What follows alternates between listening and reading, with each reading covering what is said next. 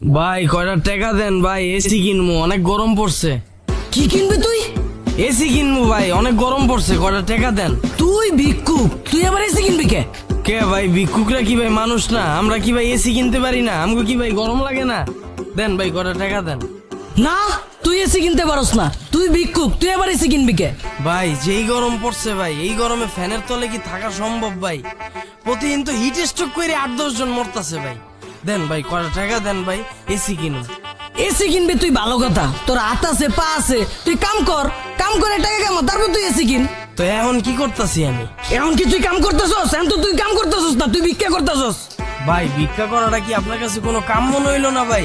এই যে থালাটা লইয়া দিন নাই রাত নাই 24 ঘন্টা ঠাড়া পড়া গরমের ভিতরে রাস্তায় রাস্তায় হাইটটা ভিক্ষা করি, এটা আপনার কাছে কোনো কাম না ভাই? দেন ভাই কয়টা টাকা দেন ভাই, এসি কিনো। ওই বেটা ফাইজলামি করস তুই? আমি চাকরি কইরা যেটা কামাই